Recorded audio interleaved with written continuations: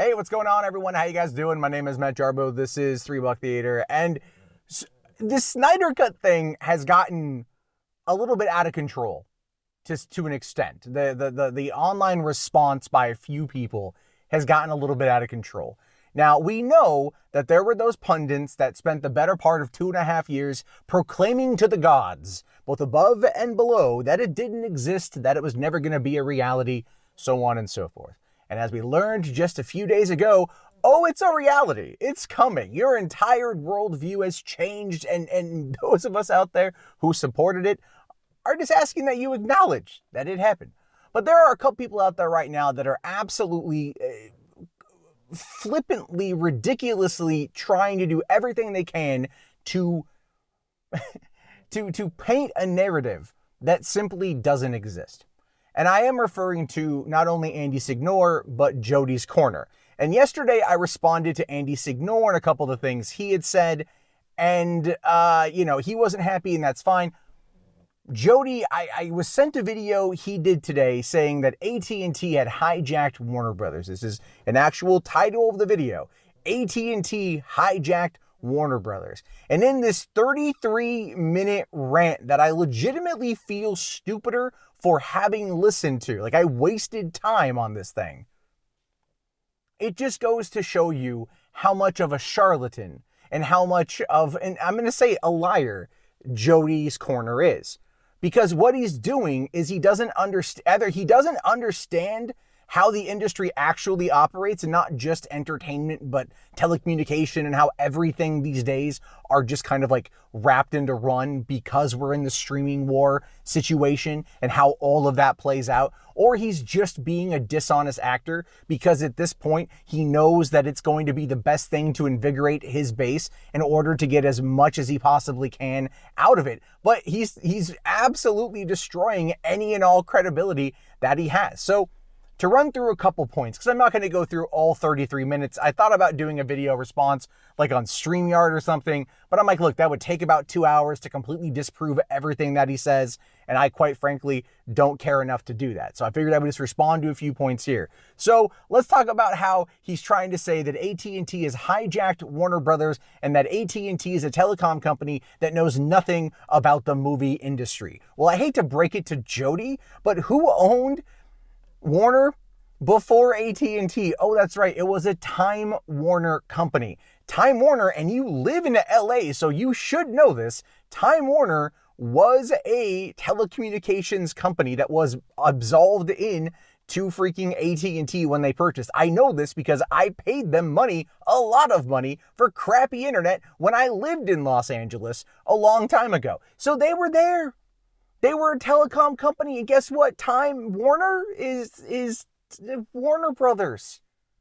Oh, darn. Ha! How you like them facts, right? They sting a little bit.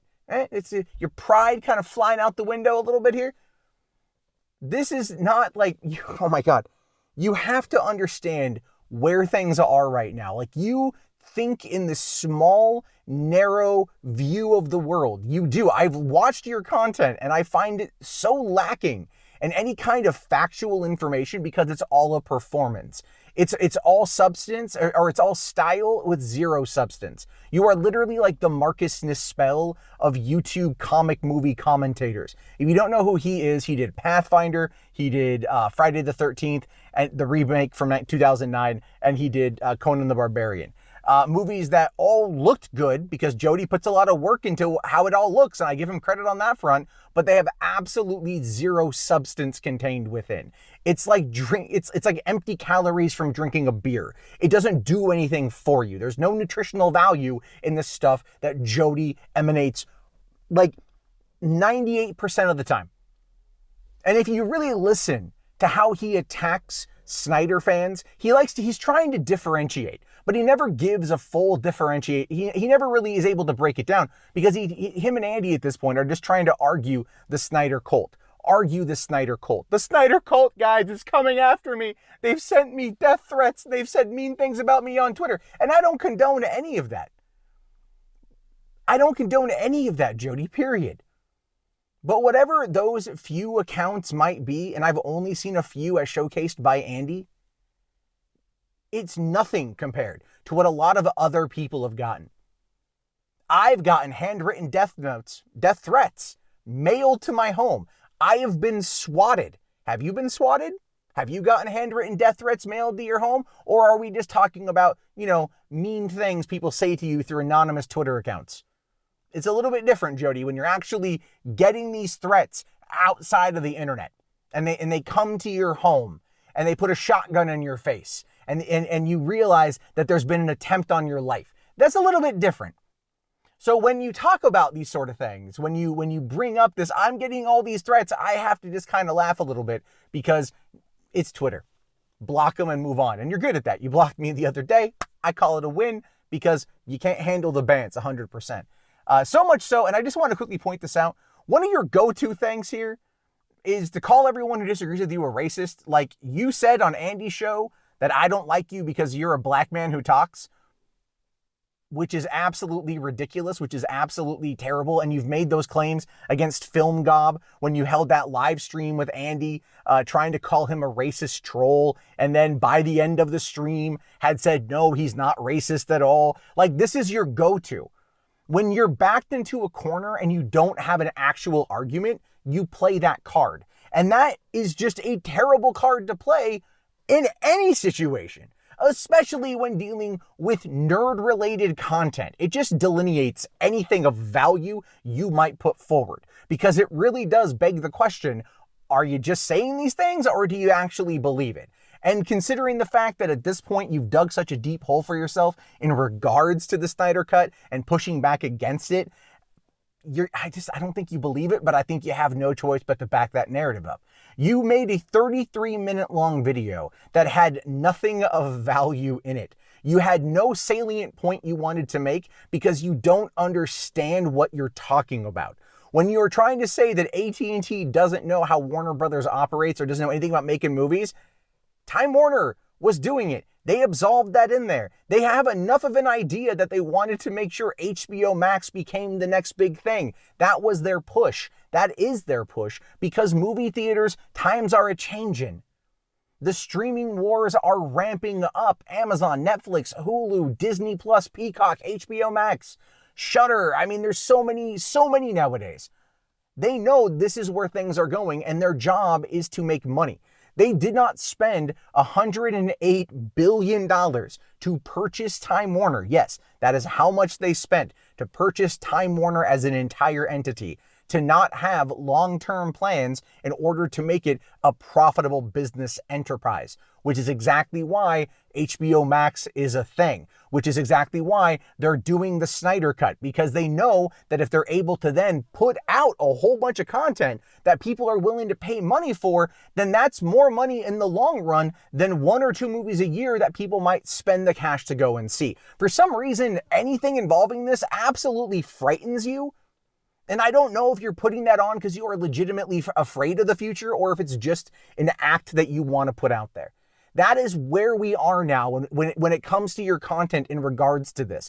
Like anyone who reads the trades, anyone who pays attention knows what's going on. Like they have facts to back up their commentary. You don't have facts. You just pull things out of your ass, and when you're cornered, you make comments about Snyder fans hoping that they fall into a ditch and then they get, butt plowed, or that they all pile into a truck and it gets bombed by a missile. You say these things and then you go on this 33-minute rant, and you're like, I don't like threats, I don't like violence, I don't like being mean, I don't like bullies.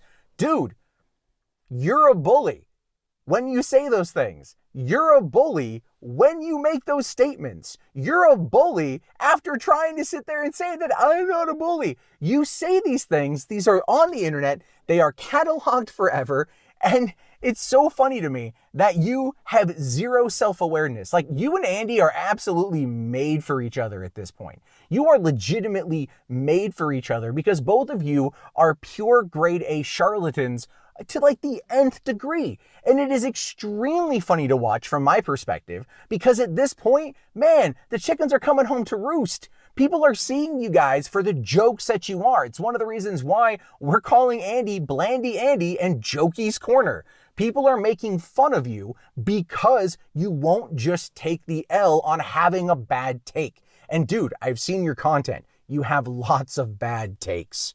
This is one of those things, though, where outside of just an opinion on something, you are trying to shoehorn and pigeonhole an entire movement of people into this cult narrative that you and Andy concocted out of nowhere instead of just taking the damn L. And I don't want to keep having to respond to these videos from you. I shouldn't have to. You should be an adult enough to actually sit there and go, I was wrong in my opinion. Facts, legitimately provable facts have proven me wrong. So I'm gonna back off a little bit. And you have attempted that. I find that to be funny. You started off your video by trying to say, oh, well, I'm talking about this, there's Schneider Cut fans and there's Schneider Cult, without giving any real types of, specification differences or examples, either way you look at it.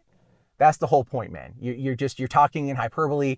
You're talking in generalities, and it doesn't work. It doesn't work because people out there know what the hell is going on. You clearly don't, but you would prefer your audience to be held in the dark. So you come across like Jody, which is one of the dumbest things I've ever heard of, because none of your takes have been anywhere near as prolific as you believe them to be, which is why it's just, again, Jokey's Corner.